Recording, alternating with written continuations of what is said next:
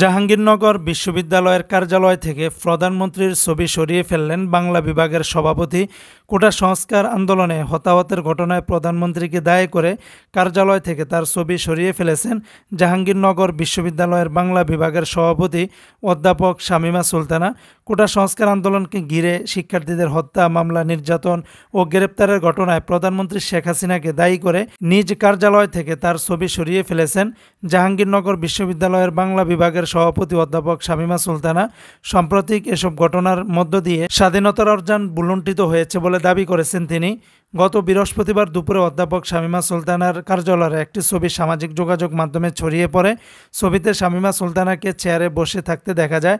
তার পেছনের দেওয়ালে উপরের দিকে বঙ্গবন্ধু শেখ মুজিবুর রহমানের ছবি দেখা গেলেও পাশে প্রধানমন্ত্রী শেখ হাসিনার ছবি কিন্তু ছিল না। সন্ধ্যা ৬টার দিকে অধ্যাপক শামীমা সুলতানাকে মুঠোফোনে ছবি সরিয়ে ফেলার বিষয়টি নিশ্চিত করেন। তিনি বলেন, শিক্ষার্থীদের শান্তিপূর্ণ আন্দোলনে প্রধানমন্ত্রীর পেটুয়া বাহিনী নির্মমভাবে নির্যাতন চালিয়েছে। হত্যা করা হয়েছে অবশ শিশু থেকে বয়স্কদের। নারী শিক্ষক, শিক্ষার্থীরা লাঞ্ছিত হয়েছেন। এরপরও বারবার তিনি মিথ্যাচার করেই যাচ্ছেন। তার নির্দেশেই নারকীয় হামলা, হত্যা, নিপীড়নের ঘটনা ঘটেছে। শিক্ষার্থী হত্যার মধ্য দিয়ে জাতিকে মেধাশূন্য করার চেষ্টা করা হচ্ছে। অধ্যাপক শামীমা সুলতানা আরও বলেন, তার প্রধানমন্ত্রীর জন্য এই মুহূর্তে ঘর পর্যন্ত কেউ নিরাপদ নন।